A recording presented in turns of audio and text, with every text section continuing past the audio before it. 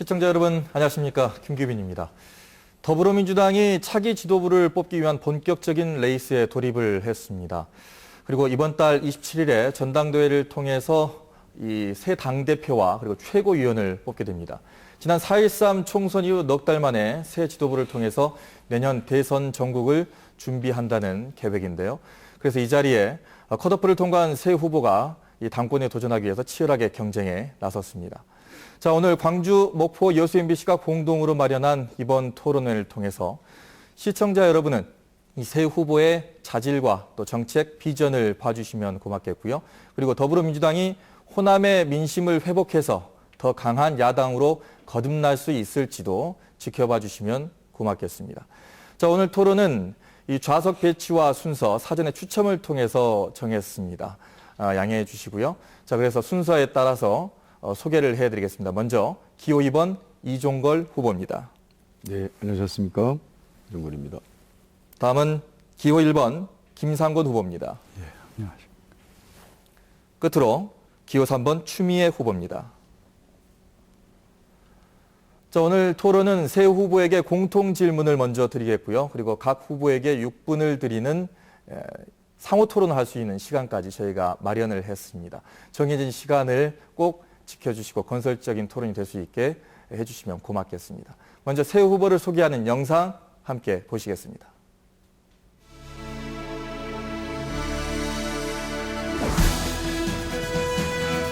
평당원을 당대표로 뽑아서 당원이 당을 바꾸는 역사를 함께 만들어 가십시다, 여러분!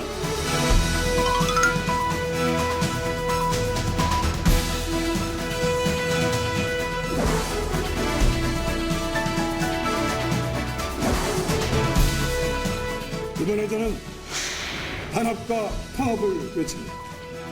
단합과 통합으로 반드시 승리해야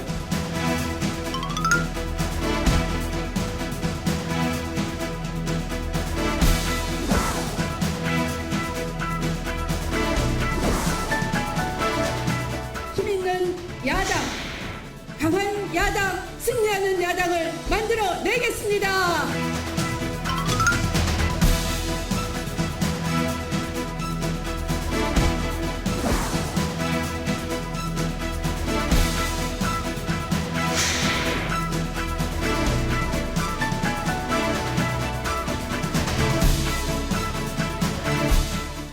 네, 새 후보를 소개한 영상 그리고 또 공약까지 지켜보셨습니다.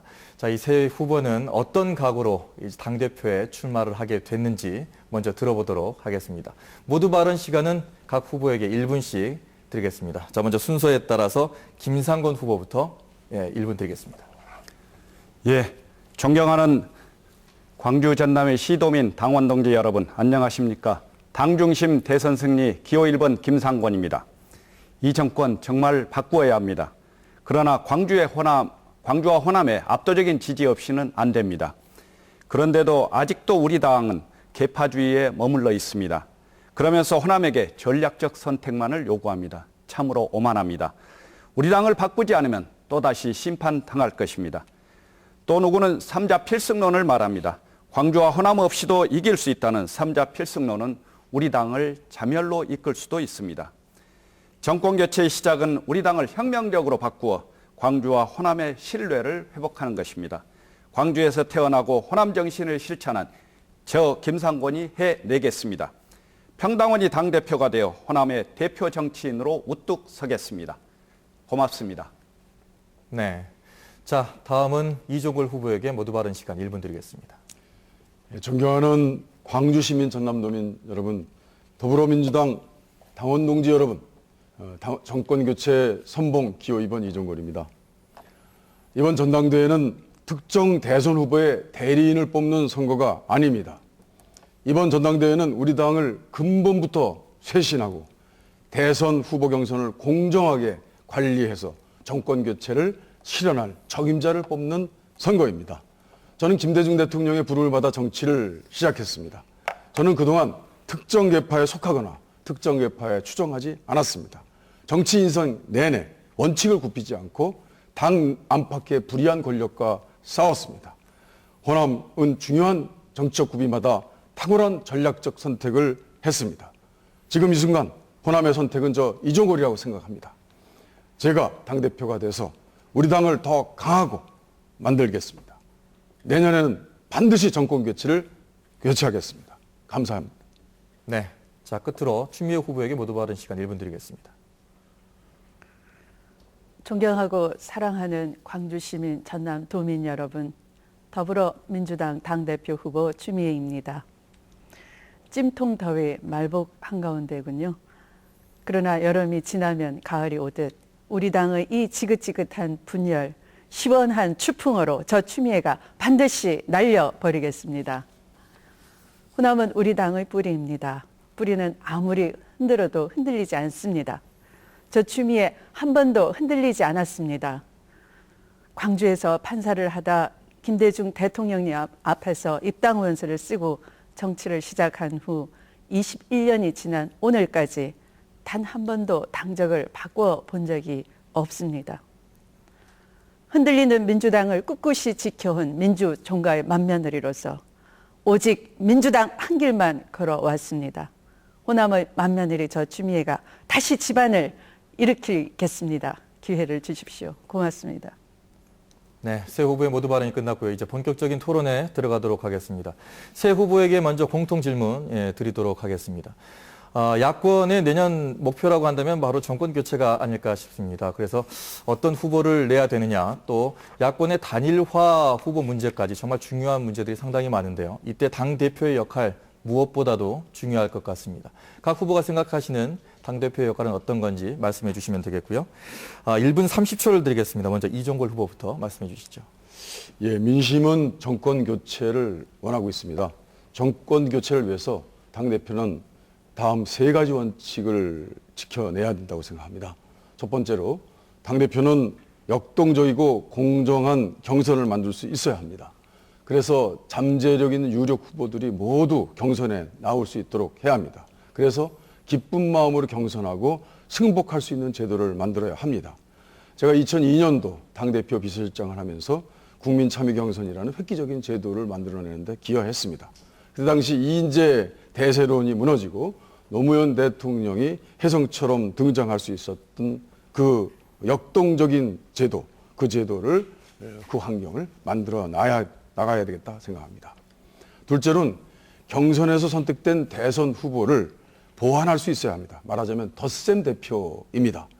대선 후보의 개인 지지층을 보완하고 더 지지층을 확대할 수 있는 분열된 야권들을 더 통합해낼 수 있는 그런 정권 교체의 가능성이 더 커져야 된다고 생각합니다.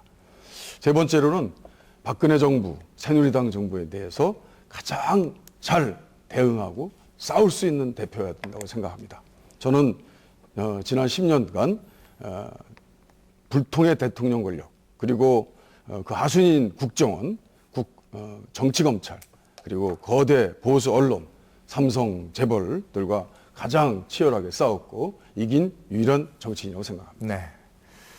자, 당대표의 역할에 대해서 지금 듣는 시간인데요. 1분 30초씩 드리고 있습니다. 다음은 추미애 후보에게 드리겠습니다. 네, 지난 수개월 동안 전국의 많은 지지자들 만났습니다. 많이 지쳐 있습니다. 그래서 3가지 주문을 해주셨습니다.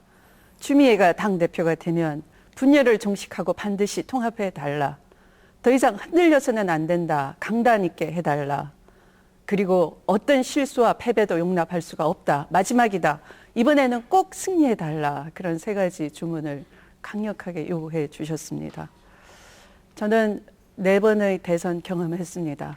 제가 앞장서 뛰었을 때는 2번 승리했습니다.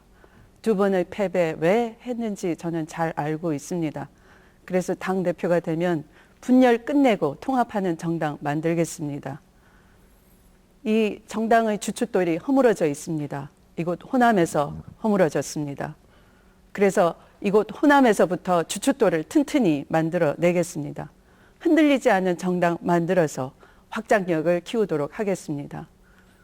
정당의 기반이 튼튼하지 않으면 어떤 확장력이 생기겠습니까? 그래서 이곳 호남이 무엇보다 중요한 곳입니다.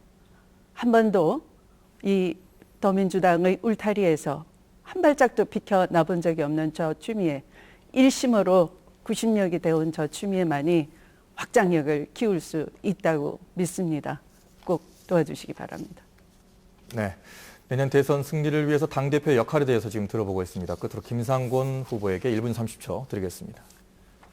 1971년 김대중 후보가 처음 나온 대통령 선거부터 지켜보고 성원해 왔습니다. 이제 정말로 정권 교체 이루어야 합니다. 민생 파탄, 경제 파탄, 민주 후퇴에 새누리당 정권이 또다시 연장되게 할 수는 없습니다. 대선 승리 위해서는 대선 후보도 물론 중요합니다만은 당대표 역할도 큽니다. 저는 세 가지를 생각합니다. 첫째는 후보와 계파 중심의 대선이 아닌 당 중심의 선거를 치르겠다는 것입니다. 지난 대선 우리가 패배한 것은 후보가 약해서가 아니라 우리 당이 총력을 결집하지 못한 탓도 있습니다. 둘째는 당의 외연 확대, 즉 여의도 정당의 한계를 넘어서 자치분권 정당, 생활정당, 그리고 민생정당으로 당 외연을 확대해야 합니다. 교육감으로 무상급식을 이루었고 무상급식으로 연전연패에 빠졌던 우리 당 승리에 발판을 놓았던 제가 외연을 확대해 갈 것입니다. 셋째는 호남 복원입니다.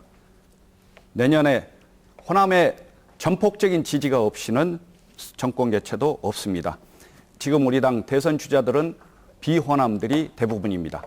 이런 상황에서 호남 복원을 위해서는 제가 가장 적합할 것이라고 생각합니다. 감사합니다.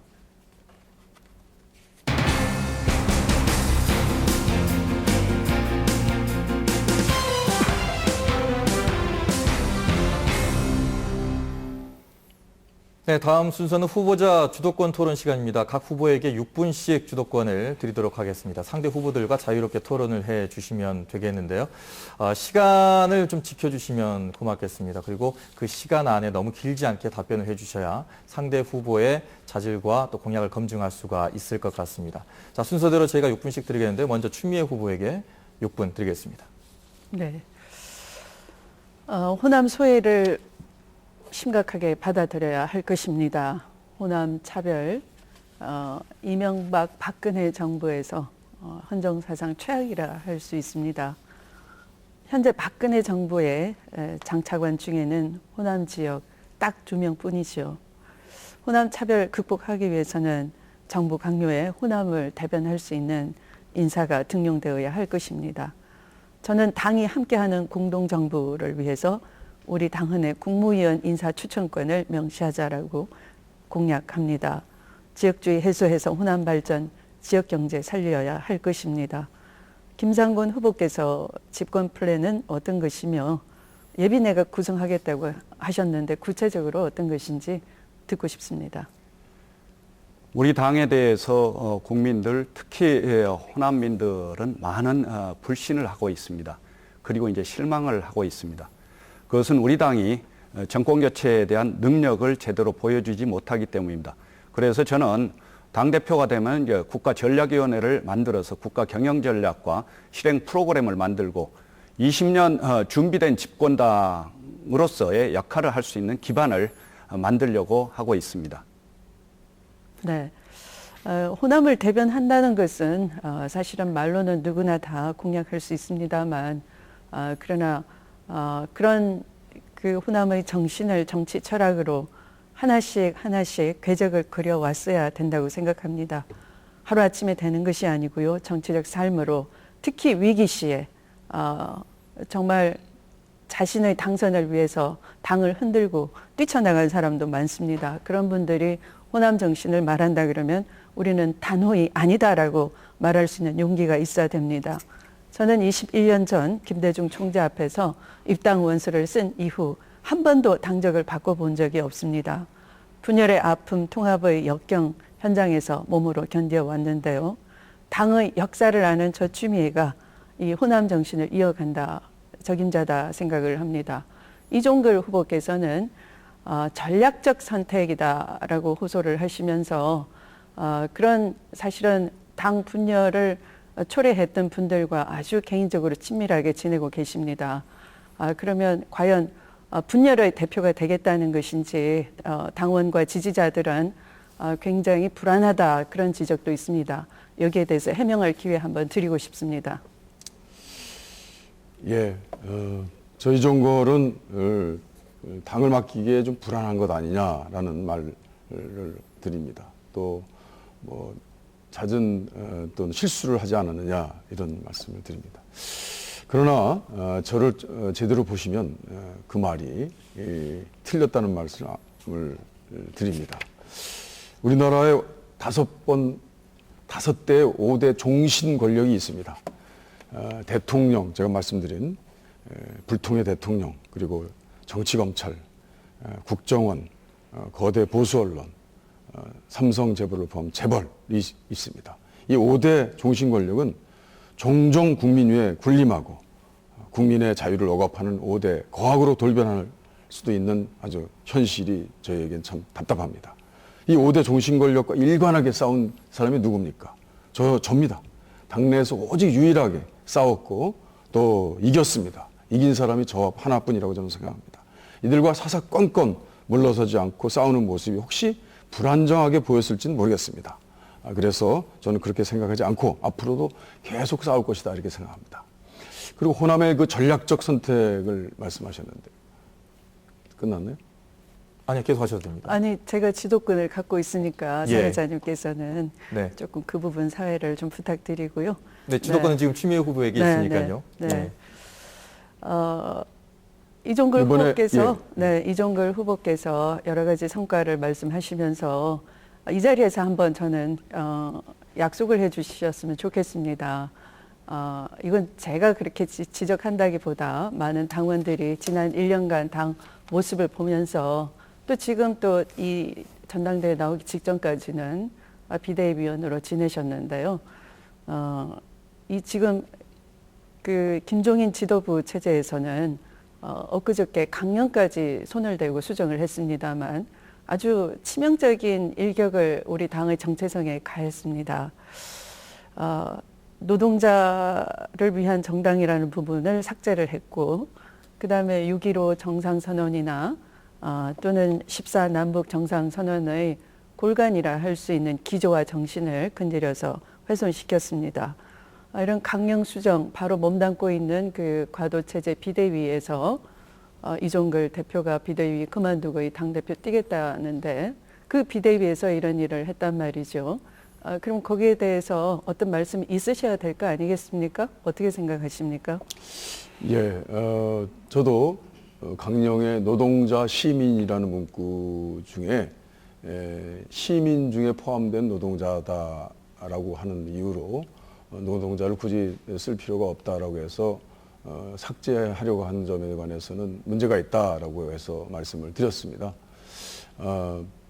현재 이쪽 전남 지역에도 조선 사업의 그 침체로 이미 하청 기업들이 대부분 다 구조조정됐습니다. 네, 이제 정해진 시간이 좀 다 지났는데요. 주도권 토론 시간을 또 드릴 테니까 그때 또 얘기를 해주시면 되겠고요. 각 후보에게 주도권 6분을 드렸으니까요. 그 6분 안에 자유롭게 들으시다가 반론을 제기하셔도 됩니다. 자, 다음은 김상곤 후보에게 6분을 드리겠습니다.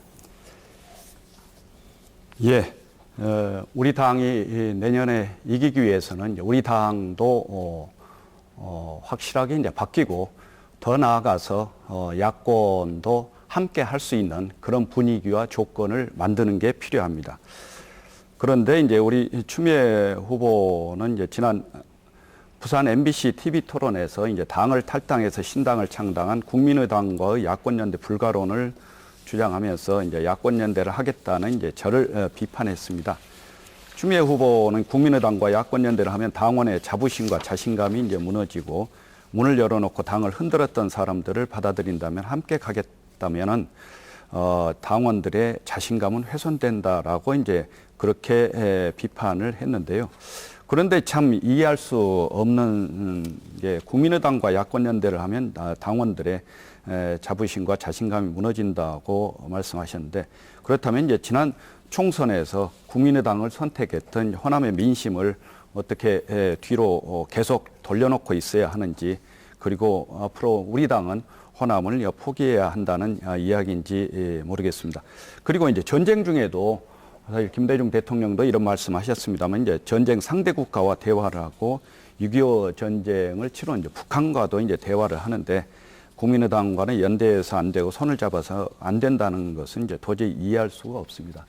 혹시 이제 아직도 그런 생각을 하고 계시는지 여쭙고 싶습니다. 네, 김상곤 후보자님께서 제 말씀을 잘못 알아들으시고 오해하셨거나 또는 좀 왜곡을 하시는 것 같습니다. 저는 호남을 포기하자가 아니라 아까 말씀드린 것처럼 이곳 호남이 통합의 주춧돌이고 호남에서 이 주춧돌이 무너졌다를 명백하게 말씀드립니다. 그래서 당대당 이런 정치공학적인 통합을 반대하는 것이고 위정자들의 그런 통합 논리가 궤변이다 하는 겁니다.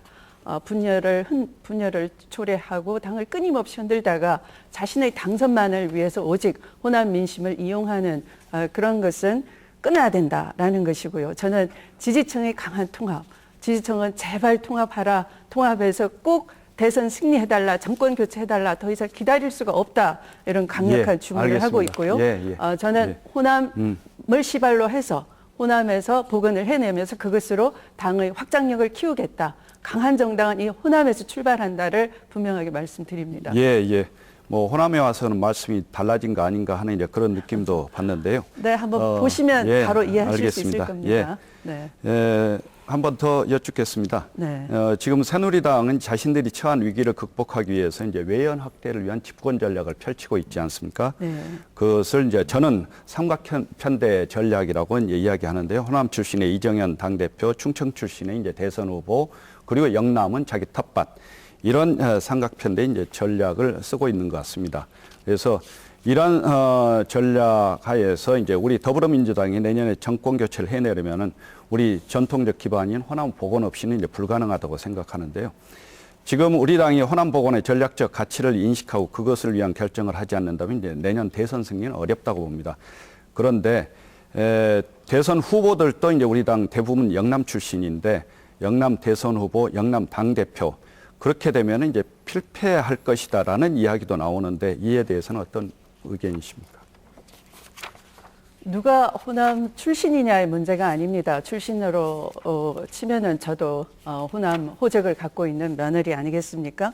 그런 게 중요한 것이 아니고 누가 이 호남 가치와 호남 정신에 일관되게 이어져 왔느냐, 특히 당 위기 때 어떤 처신을 했느냐가 중요한 것입니다. 저는 작은 아들, 큰 아들 다 좌절하고 원망하고 이대로 안 된다 하고 당을 떠나고 또 때로는 당을 흔들 때도 꿋꿋하게 한 길로 알겠습니다. 이 당을 지켜온 명맥을 이어온 사람입니다.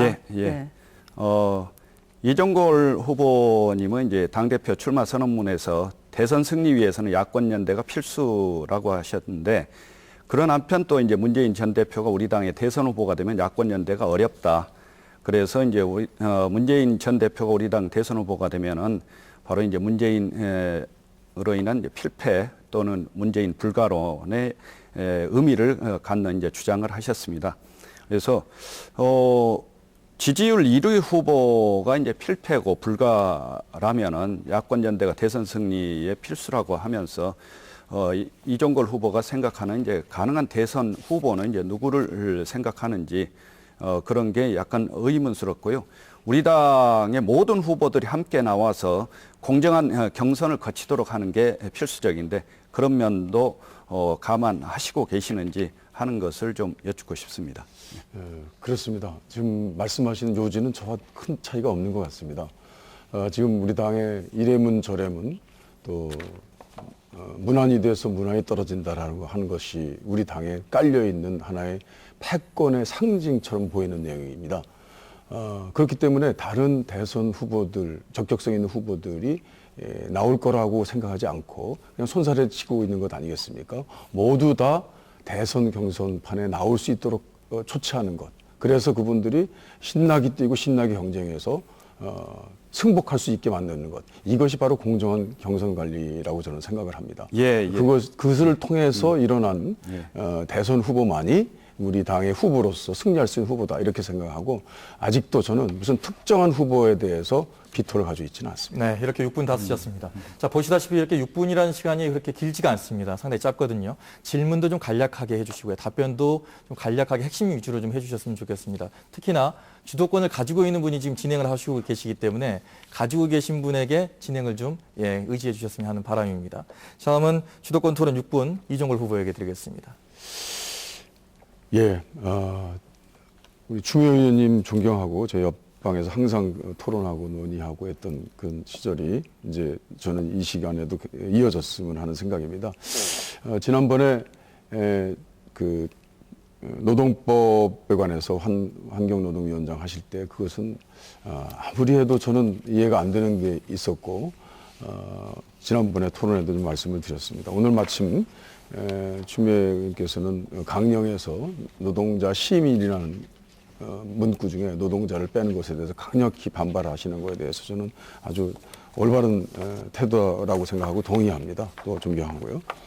근데 지난번에 우리 추미애 후보께서 같은 당 야당 의원들과 야당 간사를 쫓아내고 한나라당 의원들과 함께 노동법 개정안 날치기 통과를 주도했다라는 그런 기사 내용이 이제 있어서 그 말을 드렸더니 추미애 후보께서는 그것은 날치기 한 것이 아니고 또 문은 그냥 닫힌 것이다 이렇게 얘기를 하셨어요. 그리고 이제 당론이 없어서 당론이 없는 그 어찌 보면 그때 당시에 뭐 정세균 대표라든지 이광래 원내대표 시절이었던 걸로 기억하는데 그때 지도부가 사실 당론도 정하지 않은 그런 좀 무능하고 준비 없는 상태이기 때문에 위원장께서 그것을 당론을 형성해가면서 하셨다라고 말씀하셨는데 제가 보니까 그 이광래 의원님 그 논의한 기사를 있어서 체크해 보니까 그때 그런 얘기를 구체적으로 당론이 없어서 지금 곤란하다라는 말씀을 하시면서 그 문의를 하셨기에 원내대표가 그때 의총에서 그에 대한 당론을 만들었고 그때 당시에 김상희 안이 있었고 여러 안이 있었는데 의총에서 토론을 여러 차례 해서 김상희 안으로 당론을 이제 만든 그런 경위를 말씀해 주신 걸 들었습니다. 그리고 그 당론에 맞지 않기 때문에 내가 당론과 다른 내용을 야당 의원들을 내치고 여당 의원과 함께 그걸 통과를 주도한 것이라는 어떤 기사 내용도 봤습니다. 그에 대한 어떤 경위 내용이 어떤 것인지 그리고 또 문이 저절로 닫혔다고 하는데 그때 당시에 제가 그 기사를 체크해 보니까 그 야당 의원들이 문을 두드리면서 우리 추미애 위원장께 문을 열어달라고 내내 그 안에서 통과시킬 때 열어달라는 내용들을 몇 번 얘기하고 또 문까지 두드렸다는 그런 그 기사 내용을 봤습니다. 저는 이 자리에서 그 문제에 관해서 이 노동자 문제, 지금 노동자 시민이라는 아주 중요한 강령상의 단어까지도 이렇게 우리가 중요한 토론을 하고 있는데 이 문제에 관해서 우리 그 당시에 한노총, 민노총, 우리 노동 조직화되어 있는 노동자들 또는 그뿐만 아닌 노동자들에게 타임오프제와 관련된 내용들 이 내용에 대해서 이 진실을 좀 말씀을 해명할 수 드리고 있는 시간을 해명할 주셔야죠. 기회를 좀 드리고 싶습니다. 네. 예. 네. 잘못된 것입니다. 다 지금 그 오해하고 있고 사실과 다른 겁니다. 첫 번째, 당론이 없었다. 마지막 이광래 원내대표가 저에게 당론이 없으니 처리하지 마시고 방맹이 내리고 나오십시오. 이런 메모를 줬고요. 또 제가 그 새누리당과 같이 문을 잠근 채로 방맹이를 쳤다라고 돼 있는데 그 당시에 그 국회 윤리위가 사실 조사를 해서 문은 잠근 적이 없다. 그리고 문이 안에서 잠겼는데 문을 열고 위원장이 계속 수석 전문위원을 보내서 위원들이 들어오라라고 거듭 촉구했다. 이렇게 다 회의록에 다 그 찾아보시면 윤리위 회의에 나와 있고요. 그다음에 지금 노동계가 어떻게 평가하고 있는가 가장 중요한 겁니다. 이해 당사자이기 때문에 현재 노동계는 더불어민주당에서 노동을 유일하게 이해하고 있는 진정성 있는 후보가 추미애다 하고 저 추미애를 지지하고 있습니다. 그래서 노동계의 공공 부분의 그 위원장을 맡은 이수진 위원장이 저의 공식 대변인으로 지금 뛰고 있는 상황입니다. 제가 며칠 이 전당대회 출발할 때도 한국노총을 찾아가서 앞으로 그 노동 문제를 함께 풀자라고 그분들의 그 지지 목소리를 듣고 또 제가 대변하고 있는 입장입니다. 그리고 이 의총을 사실은 그때 당론이 없었기 때문에 여러 번 열지 않았고요. 딱 마지막 의총 한번 열었고요. 그때 제가 그 중재안을 가지고 2년 이상 준비를 해왔고 특히 13년간이나 미뤄왔던 이 노동법이기 때문에 네, 더 이상 알겠습니다. 미루게 되면은 노동계가 더 큰 피해를 입는다라고 그렇게 다 설명을 드렸고 그런 기록들이 다 우리 의원총회 속기록에 있으니까 이종걸 후보님께서는 다시 한번 살펴보시기 바랍니다. 예. 네. 사실 더 큰 문제는 이런 그 통과에 대한 경위, 날치기 통과라고 세칭이 이어지는 말보다는 뭐 거짓말이라든지 있다면 그게 문제이고 책임 전가가 있다면 그것도 문제라고 저는 생각합니다. 어떻든 간에 그렇다면은 윤리위와 그때 윤리위에서 문제가 됐고 또 이강래 의원의 증언이 있습니다. 그 문제에 관해서도 한번 공개적으로 토론할 필요가 있겠다 이렇게 생각하고요. 우리 이제 김상곤 님께는 시간이 다 예. 돼서 제가 다음에 이렇게 하겠습니다. 네. 자, 말씀드린 대로 지금 질문 시간이 너무 길다 보면은 다른 후보에게 기회가 가지 않기 때문에 시간을 좀 조절을 좀 잘해 주시면 고맙겠습니다. 다음은 세 분에게 공통 질문을 드리도록 하겠습니다. 이번 4.13 총선의 결과만 보면은 더불어민주당은 호남에서 민심을 완벽하게 잃어버린 것으로 보입니다. 호남 민심 회복 방안에 대해서 세 분께 공통 질문 1분 30초씩 드리겠습니다. 먼저 김상곤 후보께 드리겠습니다. 예, 참으로 안타까운 상황이 벌어졌습니다. 아시다시피 이순신 장군은 양무호남 시무국가, 호남이 없으면 이제 국가가 없다라고 하셨습니다. 지금 우리 당과 한국 정치의 상황도 그렇습니다. 내년 대선 호남에 압도적인 지지가 없으면 이제 정권 교체도 있을 수 없습니다. 더구나 이제 지금 우리 당 유력 대선 주자들은 이제 대부분 비호남, 특히 영남 출신입니다. 새누리당조차 호남 출신 대표를 뽑았습니다. 그런데 이제 어떤 분은 3자 필승론을 주장하며 호남이 없이도 이제 대선 승리도 가능할 것처럼 이야기하고 계십니다. 그러나 이제 절대 그렇지 않다고 봅니다. 저는 알고 있습니다. 광주와 호남이 더불어민주당에 등을 돌렸는지 이미 알고 있습니다. 이유를 알기에 호남의 신뢰를 찾아오겠다고 이제 말씀드리고요. 그것은 단지 정권 교체를 위해서 미워도 다시 한번 해달라는 것이 아니고 정말 사랑할 수 있는 더불어민주당을 만들겠다는 말씀입니다. 호남의 대표적인 산업들은 사실상 별로 없습니다. 그나마 전반적으로 기울고 있는 상황입니다. 자세히 이제 살펴보니까 일자리 문제도 심각할 뿐만 아니라 특히 자영업자 문제가 심각한 상황입니다. 그래서 이미 추진되고 있는 이제 친환경 자동차 프로젝트라든가 문화 콘텐츠 밸리 조성 문제라든가 빛가람 혁신 도시가 완성되도록 경영학자 당 대표가 힘있게 추진해 내겠습니다. 네. 자, 호남 민심 회복 방안에 대해서 들어보고 있습니다. 다음 이종걸 후보에게 1분 30초 드리겠습니다. 예, 호남 민심을 회복하기 위해서는 우선 친문 중심으로 형성된 패권주의를 타파해야 합니다. 그래야 호남의 지지가 복원되고 당이 정상화되고 또 대선에서 승리할 수 있는 유일한 돌파구가 열리게 된다 이렇게 생각합니다. 호남은 아시다시피 우리 양대 뿌리입니다. 뿌리가 흔들리면 강한 정당, 수권 정당이 어려워집니다. 오늘까지 저 5일째 제가 우리 당의 뿌리인 호남에서 온몸으로 민심을 느끼고 있습니다. 호남의 민심이 원하는 것을 두 가지 정도로 읽어냈습니다. 하나는 이길 수 있는 후보를 내달라는 것입니다. 다른 하나는 호남의 정신을 대변해 달라는 것입니다. 그러나 지금 우리 당은 당의 패권을 쥔 세력이 호남을 소외시키고 있습니다. 뿌리가 통째로 흔들리게 된 주요 원인이 되고 있습니다. 누구보다도 치열하게 당내 패권주의와 싸운 저 비주류, 연대파, 독립파 후보가 당대표가 되는 것이 우리 당의 뿌리인 호남 민심을 복원하는 최소의 방법이다 이렇게 생각을 합니다. 네. 자, 끝으로 추미애 후보에게 1분 30초 드리겠습니다. 네. 더민주는 지금 당 안팎의 도전을 받고 있는 상황입니다. 이곳 호남에서 더민주의 주춧돌 뿌리가 흔들리고 있는 상황에서 그 주춧돌을 굳게 튼튼하게 놓아야지만 확장력도 생깁니다.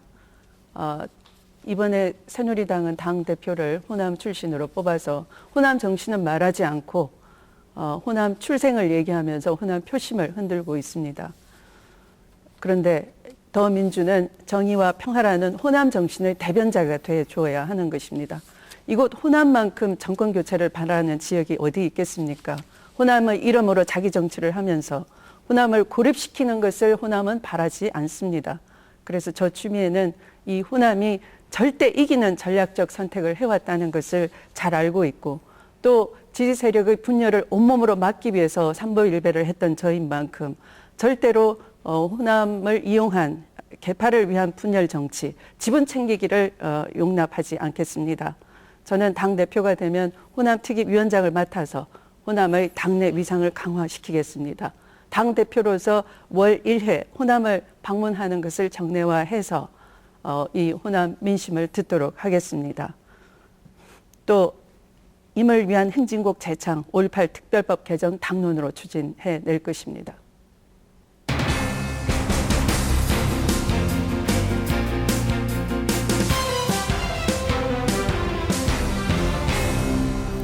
네, 두 번째 주도권 토론 시간입니다. 각 후보에게 6분씩 드리는데요. 앞서서도 보셨습니다만 시간이 상당히 짧습니다. 질문은 간략하게 해주시고 상대 후보가 답변할 수 있게 배려도 좀 주도권을 가지신 분이 해주셨으면 좋겠습니다. 먼저 이종걸 후보에게 6분 드리겠습니다. 예, 김상곤 후보께 말씀을 드리겠습니다. 호남이 저에게 지지를 거두신다면 저는 미련 없이 정치 일선에서 물러나겠다. 대선에도 도전하지 않겠다. 이거 후보님 이 말이 누구 말인지 아시죠? 예. 문재인 전 대표께서 4.13 총선 닷새 전에 4월 8일 날입니다. 그때 광주를 방문해서 하신 말씀입니다. 근데 선거 결과 어떻게 됐습니까? 더불어민주당은 호남에서 28석 중에 3석만 건졌습니다. 호남은 어찌 보면 우리는 당신을 지지 않는다라고 하는 의지를 명명백백히 밝힌 것입니다. 그런데 이제 문재인 전 대표께서는 총선 직후 이런 결과를 들으시고 자기의 어떤 거취는 밝히지 않으신 채 호남 민심이 저를 버린 건지 더 겸허하게 노력하면서 기다리겠다라고만 이제 했습니다.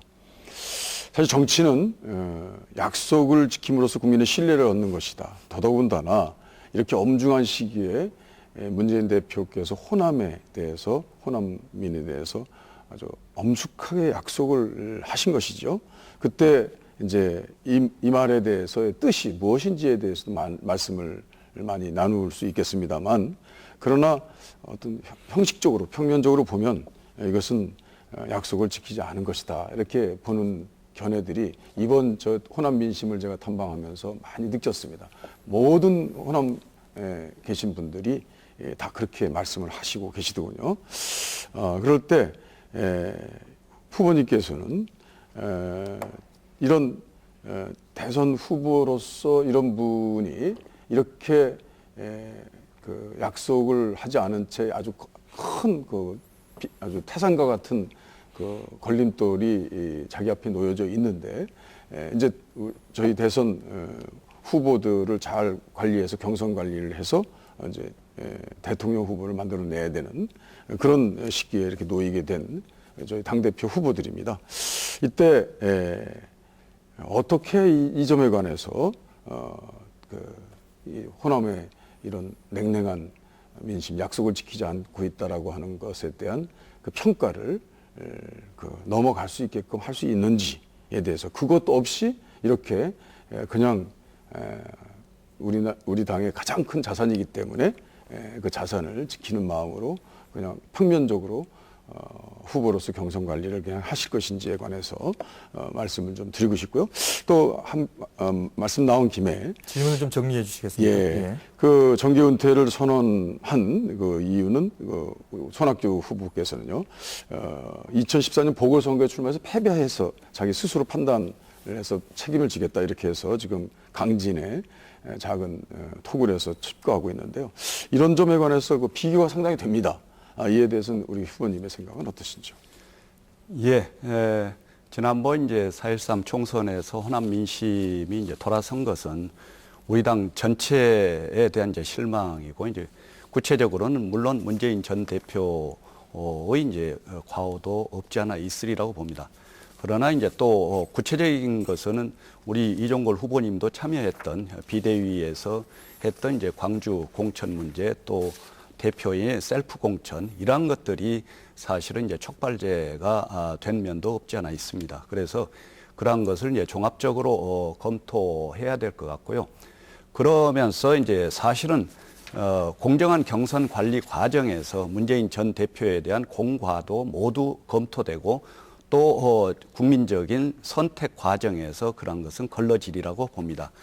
그리고 손학규 전 고문의 경우는 아직도 이제 우리 당원이지 않습니까? 그래서 우리 당이 유력한 후보들이 모두 나와서 국민들에게 다가갈 수 있는 공정한 경선을 해야 되는 상황에서 손학규 전 고문도 만약에 뜻이 있다면은 나와서 이제 본인의 역할을 하는 게 필요하다라는 게 이제 많은 분들의 의견이고, 이제 그리고 그렇게 되기를 이제 바라는 마음들도 많이 있는 것 같습니다. 네. 그런 차원에서 모두가 함께 한 장에 나와서 공정한 경선이 이제 벌어지는 게 필요하다고 봅니다. 예. 네. 추미애 의원님께 후보님께 말씀 올리겠습니다. 여기 지금 제가 가져온 자료를 보면요, 이게 이강래 의원의 그 담화 자료입니다.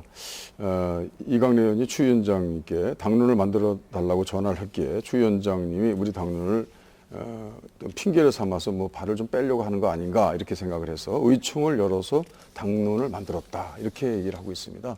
그 나중에 보니까 그 당론과 다르게 이렇게 이 진행이 됐던 거에 대해서 굉장히 문제가 삼고, 특히나 그 김상희 의원의 안이 중심이 돼서 당론이 됐던 그 내용과 전혀 달랐기 때문에 그것이 윤리에서도 문제가 되고, 그 의총에서 김상희 의원이 이 문제에 관해서 아주 절절하게 호소하는 그런 얘기를 한 기억이 있습니다. 그 점에서 말씀하신 것과 전혀 다르기 때문에 좀 해명을 부탁드립니다.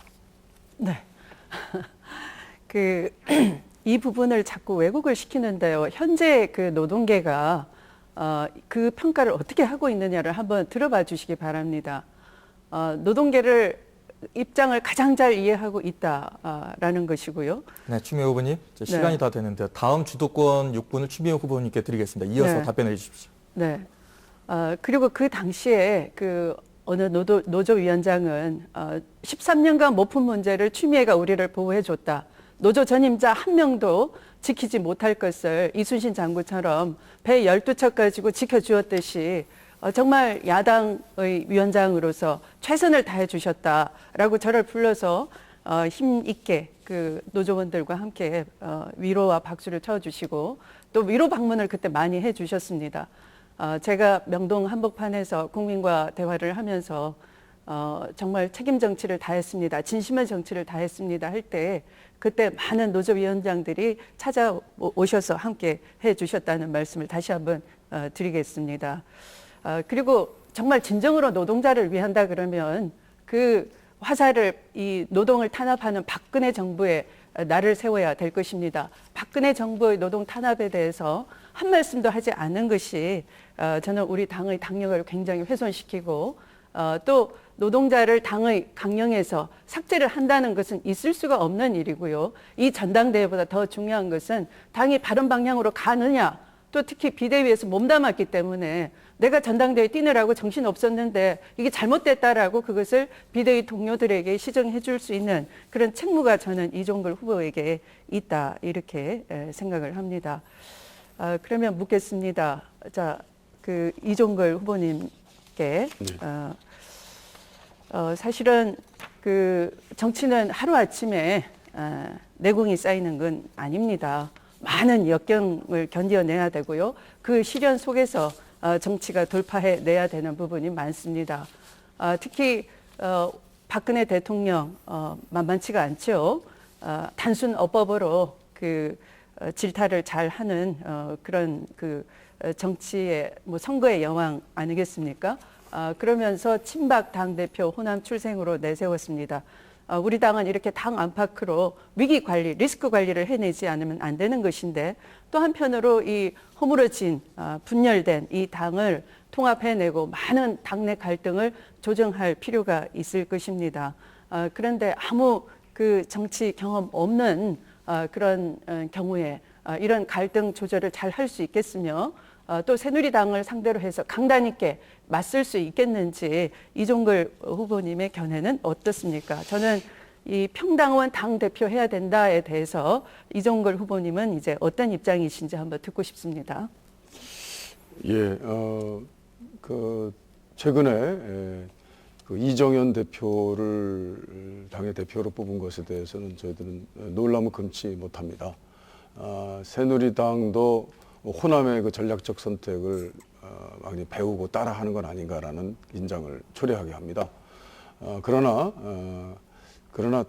또 다른 측면이 친박의 후보로서 또 그 불통의 대통령에 하는 그 휘하에서 나온 또 다른 그 에너지에 의한 그 대표이기 때문에 또 저희들의 그 전략적 판단과는 좀 차원이 다르다라고 생각을 하고 있고요.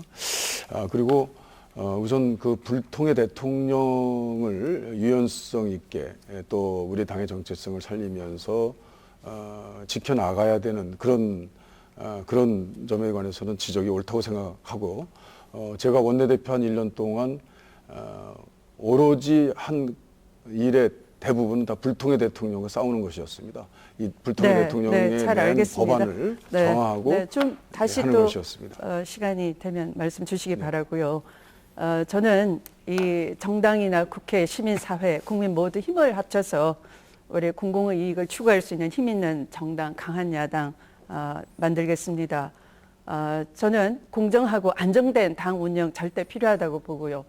공정하고 안정된 당을 아무나 할 수 있는 게 아니고 저는 지난 21년 정치를 해오면서 2번의 대선 승리 이끌어냈습니다. 영남의 곳곳을 추다르크 전사가 돼서 뛰어다니면서 정권 교체 가능하게 만들었습니다.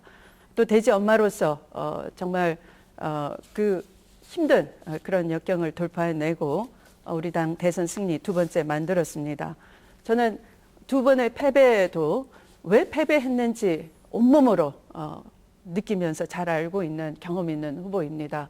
그래서 우리 당을 공정하게 운영하면서 또한 안정되게 운영하면서 당내 갈등을 화합으로 승화시키고 또 당 바깥의 도전에 대해서 용감하게 맞서면서 당을 이끌 그런 경험 있는 당대표가 반드시 필요하고요. 그래서 대선 후보와 당대표 간의 동반자적 리더십이 절대 필요해서 이번만큼은 당 안에서의 어떤 실수, 어떤 갈등 관리 이런 것을 잘 못해서는 결코 되지 않고 그것을 갈등 관리를 잘 해내면서 당 대표로 안정감 있게 당을 이끌어가면서 마지막 이 호남의 간절한 염원 목표 그 어느 지역보다 간절한 이곳 호남의 열패감 극복하는 것 대선 승리로 보답해야 된다. 그럴 때 이 당을 떠나간 동지들이 다 돌아올 수 있고 한 분 한 분이 힘을 합쳐서 대선 승리를 반드시 해낼 수 있다 이렇게 생각하고요.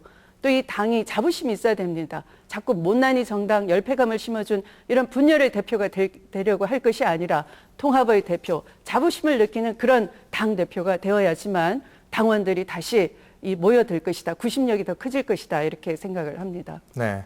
자, 끝으로 주도권 토론 6분 김상곤 후보에게 드리겠습니다. 예, 우리 당의 유력한 대선 후보들이 참 많습니다. 그 한 분 한 분은 사실상 이명박 대통령, 박근혜 대통령보다 훨씬 대통령직을 잘 수행할 수 있는 역량과 능력이 있습니다. 그래서 이 모든 분들이 공정하게 그리고 또 열띠게 경선을 치르면서 우리의 대선 후보를 뽑는 게 당대표가 해야 될 역할입니다. 그것을 제가 가장 잘할 수 있다라고 감히 자임합니다. 그런데 우리 추미애 후보님, 후보님은 이제 지난 부산 토론회에서 1등 후보를 존중해야지 모든 것을 계파주의라고 비판해서야 되겠나 하는 이제 질문을 하셨는데 저는 정말로 이제 혁신위원장으로 있을 때 핵심 과제가 계파주의 극복이었고 아직도 그 원칙을 지키고 있습니다. 그런데 이제 추미애 후보의 이제 슬로건은 맞서겠습니다, 지키겠습니다, 이기겠습니다. 즉 문재인 후보를 지키겠다는 메시지로 이해되고 실제로 이제 후보님 측 대리인이 지역위원회 개편대회에서 문재인 전 대표를 대선 후보로 만들어서 끝까지 지키겠다 이런 연설도 한 것으로 알고 있습니다. 그래서 중립성과 이제 공정성이 생명인 당 대표에 출마하면서 이렇게 노골적으로 특정 대선 후보를 지키겠다라고 비친다든지 특정 대선 후보를 흔드는 사람과 맞서겠다라고 하는 것은 사실은 이제 당 대표의 금지선을 넘어선 거 아니냐 이런 생각이 듭니다. 그래서 이런 공정성과 객관성을 상실한 듯한 그런 입장에 대해서 이제 본인께서 어떤 할 말씀이 있으신가 좀 듣고 싶습니다. 네, 제가 어떤 특정 후보를 확정을 한 적이 없는데요. 근거를 대주시기 바랍니다. 그건 잘못된 그 말씀이고요. 저는 그 지금의 국민의 지지를 받는 후보에 대해서 무조건 깎아내린다, 근거 없이 깎아내리고 비방한다 이런 자세가 잘못된 것이다 한 것이고요. 앞으로 2등, 3등이 얼마든지 자기의 비전과 국민 지지를 얻고서 1등이 될 수 있는 그런 가변적인 역동성이 남아있는 그런 시간이고요. 또 그런 무대를 제가 만들겠다 여러 차례 그것도 말씀드렸습니다. 연설 때마다 말씀드렸습니다. 그리고 개파주의에 대해서 저를 의심하지 마십시오. 저는 21년 정치를 해오면서 한 번도 어떤 개파에 등을 업고 정치를 하거나 개파를 위한 정치를 해본 적이 없습니다. 아마 김상곤 후보님께서는 혁신위 하면서 들어오셔서 저를 잘 모르시나 본데요. 저의 정치는 발자취가 선명하게 뚜렷하게 남아 있습니다. 그래서 굉장히 외롭게 힘들게 정치를 해오고 알겠습니다. 이 자리에 와 있습니다. 그래서 한번 또 저를 오래된 당원들은 추미애를 개파주의 한다고 의심하는 당원이 아무도 없고요. 오히려 민주당의 명맥을 이어오고 있다. 당대표 되는 건 너의 의무다. 이렇게 힘을 주셨습니다. 예, 후보님께 이제 한 가지 더 여쭙겠는데요. 네. 이전에도 이제 사과 말씀하셨던 이제 탄핵 관련 사안도 있고 네. 조금 전에 이제 이종걸 후보님이 이제 질문하셨던 노동법 날치 당시 언론에서 표현한 것이라서 이제 그렇게 쓰겠습니다. 근데 이것에 대해서는 이제 전혀 사과 말씀이 없으시고 아직도 이제 당당하게 말씀하시는데 실제로 노동 현장에서 보면은 그때 통과된 조항들 때문에 이제 거기에 현장에 이제 분쟁들이 일어나는 경우가 이제 자주 있습니다. 그래서 그런 것은 이제 재검토돼야 할 사안이라고 봅니다. 아무튼 그와 관련해서 사실상 이제 당 대표라는 자리는 결정적인 순간에 오판과 독선으로 이제 당을 잘못 이끌면은 하루 아침에 이제 당이 무너질 수도 있는데 특히 내년 이제 대선 국면은 엄혹한 상황이라 제대로 이제 잘 판단을 해야 된다는 생각을 합니다. 그런데 안타깝게도 이제 추미애 후보님은 이제 그동안에 사실은 이제 잘못 판단한 경우들이 있으신 것 같아서 그런 과정에서 이제 솔직히 이제 감정적인 측면이 좀 강하지 않느냐. 그래서 냉철함과 신중함이 요구되는 대선 국면에서 조금은 적절하지 않은 면도 있지 않느냐. 이런 비판들도 있는데 이에 대해서 어떻게 생각하십니까? 네, 뭐 저라고 실수와 부족함이 없었겠습니까마는 그러나 노동법에 대해서는 저의 지금 해명이 중요한 것이 아니고요. 노동 현장에서 어떻게 평가하고 있느냐 한번 봐주시기 바랍니다. 그래서 노조 전임자를 최선을 다해서 지켜냈다 할 수 있고요. 또 지금 그 많은 문제가 된다라고 하셨지만 복수노조의 문제인데요. 복수노조 그 자체가 문제인 건 아닙니다. 그것은 복수노조에 대해서는 ILO 국제노동기구가 우리에게 요구했던 사항이었고요. 또 그것을 중재안에 담아서 적절하게 가능하게 실현 가능하게 했던 것이고 그리고 문제는 복수노조의 문제가 아니고 지금 잘못 알고 계신가 본데 어용노조의 문제입니다. 이 어용노조는 그 심사 단계에서부터 어용노조화 될 수 있는 노조의 자주성을 어떻게 확보할 것인가 하는 것은 제가 당대표가 되면 직접 당론으로 발의해서 그 문제를 풀도록 하겠습니다. 복수노조의 이제 창구 단일화 문제가 핵심적인 문제고요. 타임오프 문제도 사실은 이제 보완돼야 될 사안이라고 봅니다. 예, 그와 관련해서 이제 앞으로도 다시 한번 이제 검토해 주시기를 바라고, 아무튼 정권 교체를 위해서 최선의 정확한 판단과 유연한 네. 자세가 필요하다고 봅니다. 네, 다음은 세 번째 공통 질문을 드리도록 하겠습니다. 사드 배치 관련 문제인데요. 온 나라가 시끄럽고 주변국은 상당히 민감하게 반응하고 있습니다. 새 후보의 견해 그리고 또 당 대표가 되셨을 경우에 당론을 어떻게 정리하실 것인지를 먼저 말씀해 주시죠. 추미애 후보께 1분 30초 드리겠습니다. 네, 북한이 핵과 미사일을 지속하면서 우리 한반도의 생명과 주변국 안보를 위태롭게 하는 것은 큰 문제라고 지적하지 않을 수 없습니다. 그렇다고 해서 이 사드 배치라는 것은 그러한 핵과 미사일도 막아내지 못하면서 더 위험한 것은 미중 간의 군사적 충돌을 이 한반도로 옮겨온다는 것입니다. 큰 실수이고 패착이고 외교 안보적인 그런 그 마지막으로 가버렸다, 이렇게 지적하지 않을 수 없습니다.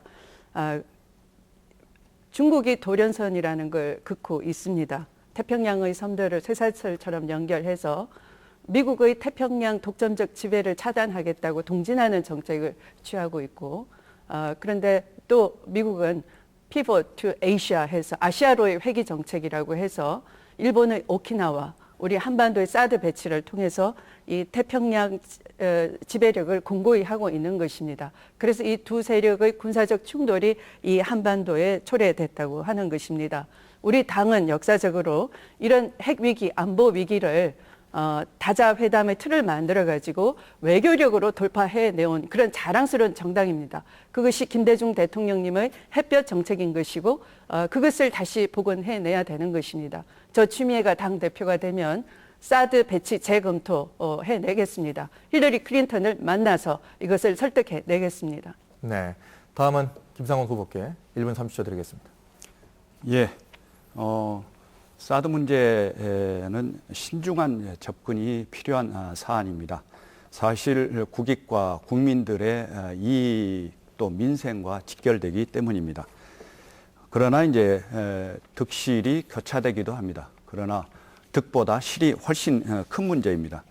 그럼에도 불구하고 이제 박근혜 정권이 불통과 권위주의적인 방식으로 일방적으로 사드 배치를 강요하고 있습니다. 지금은 하도 논란이 많고 반대가 심하니까 장소를 잠시 바꾸는 그런 대안을 생각하고 있다고 하는데, 이것은 근본적인 해결책이 아닙니다. 사드 배치는 전면적으로 재검토되어야 한다고 봅니다. 사드 문제는 이제 단순한 미사일 방어 체계가 아니라 기존의 대북 관계와 이제 국제 관계 속에서 검토되고 고려되어야 합니다. 그래서 사드 배치 문제를 북핵 문제 해결 방안을 비롯한 종합적인 위기관리 대책의 틀 안에서 검토하고 공론화가 필요합니다. 우리 당도 이에 대해서는 정확한 당론을 만들고 국민과 함께 호흡을 해야 된다고 봅니다. 제가 이제 당대표가 되면은 당대표가 위원장이 되는 이제 더불어민주 국가안보회의를 설치하려고 합니다. 한마디로 말하면 당 차원에서 NSC를 운영하는 게 필요하겠다. 지금의 상황에서는 절실히 요구되는 사안이라고 봅니다. 네, 자 끝으로 이종걸 후보께 1분 30초 드리겠습니다. 예, 국익에 도움이 된다면 찬성하겠지만 현재 성주에 사드를 배치하는 것은 국익에 도움이 되지 않는다고 생각합니다. 그래서 전면 재검토해야 한다고 생각합니다. 국익 관련한 세 가지 이유가 있습니다. 첫 번째로는 외교 안보적 국익에 도움이 되지 않습니다. 외교 안보 정책의 궁극적인 목표는 무엇입니까? 우리나라 한반도에 전쟁이 일어나지 않게 하는 것입니다. 그런데 사드는 오히려 북으로부터 핵무장을 더 가속화시키는 걸 명분을 줄 우려가 있습니다. 그리고 또 특히 우리 정부는 이 사드에 대해서 부인합니다만 미국의 미사일 방어 체제 MD에 속한 일부인지 아닌지에 대한 의혹을 해소하지 못하고 있습니다. 그렇게 되면 미중 간의 군사적 대결의 격화 속에 한국이 끼어들게 되는 것이죠. 그렇기 때문에 참 걱정이 됩니다. 둘째, 경제적 국익에 도움이 되지 않습니다. 아시다시피 중국 지금 무역이 막 30%까지 떨어지고 중국의 반발로 관광, 한류 등 심각한 타격이 지금 우려되고 있습니다. 그 가능성이 현실화되고 있기 때문에 걱정이 큽니다. 셋째로 국민 통합에 도움이 되지 않습니다. 대통령의 말을 바꿀 정도로 너무 졸속하게 진행이 됐습니다. 배치 장소라든지 시기라든지 국민의 안전의 문제라든지 이런 것들이 전혀 검토되지 않았고 국민의 동의도 받지 않았습니다. 모든 절차가 생략됐습니다. 그렇기 때문에 결론적으로 사드는 이 시기에 성주에 배치하는 것은 반대합니다. 네. 자, 이제 마무리할 시간이 벌써 돼버렸습니다. 세 분의 후보께 그래서 미처 말씀하지 못하신 내용 있으시면 1분의 시간을 드리겠습니다. 마무리 발언 해주시면 되겠습니다. 먼저 김상권 후보께 1분 드리겠습니다. 예, 존경하는 광주 전남의 시도민 당원 동지 여러분. 광주와 호남의 미래 먹거리 산업 육성해야 합니다. 서민이 잘 사는 대한민국 만들어야 합니다. 제가 정말 사랑할 수 있는 더불어민주당을 만들겠습니다. 우리 당에서 호남의 가치를 제대로 실현시키겠습니다. 우리 당에서 호남의 여론을 제대로 반영하겠습니다. 다시는 호남 홀대론 같은 말이 나오지 않도록 평당원인 저 김상권이 당대표가 되고 호남의 대표 정치인이 되어 해내겠습니다. 혁신을 위해 불출마 선언했고 약속을 지켰습니다. 승리를 위해 백의종군을 했기에 직책도 없습니다. 저는 그것이 바로 광주와 호남의 정신이라고 생각합니다. 제가 당대표가 되면 호남의 대표 정당은 국민의당이 아니라 더불어민주당이 되게 할 것입니다. 다시 한번 우리 이 당을 바꾸고 정권을 바꾸는 길에 여러분 모두 함께 해주시기 바랍니다. 네, 다음 마무리 발언 1분 이종걸 후보에게 드리겠습니다. 예, 존경하는 광주시민 전남 도민 여러분, 토론 잘 들으셨습니까? 이종걸이 열심히 하겠습니다. 반드시 정권교체 선봉이 되겠습니다.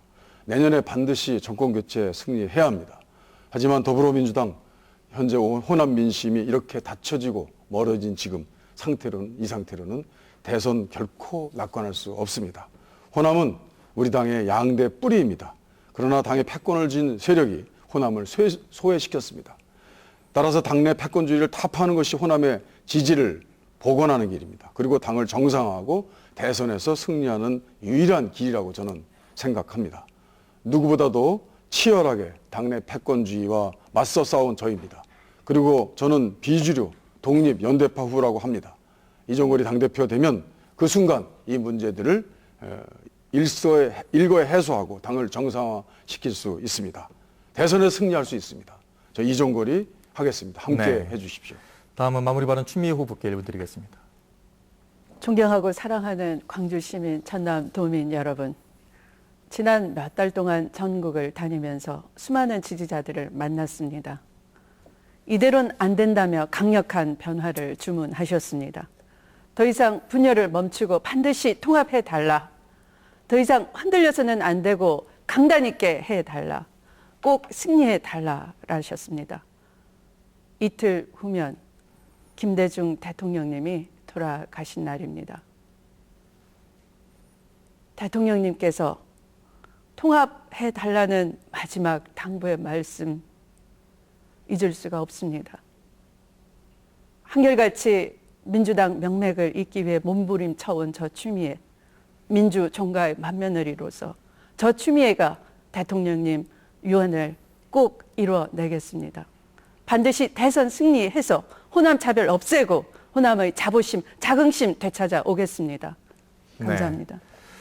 자, 긴 시간이었습니다만은 세 분의 열띤 토론으로 시간이 좀 짧게 느껴졌습니다. 세 분 수고하셨습니다. 자, 광주, 목포, 여수 MBC가 공동으로 마련한 더불어민주당 당대표 후보자 초청 토론회 여러분은 어떻게 보셨습니까? 이 토론을 하신 세 분 중에 한 분이 이달 27일 전당대회에서 새 당대표로 뽑히게 됩니다. 끝까지 세 분 선의의 경쟁을 하셔서 광주 전남 지역민과 또 국민이 보기에 정치에 희망이 있다는 것을 보여주시기 바라겠습니다. 긴 시간 시청해주신 여러분 고맙습니다. 안녕히 계십시오.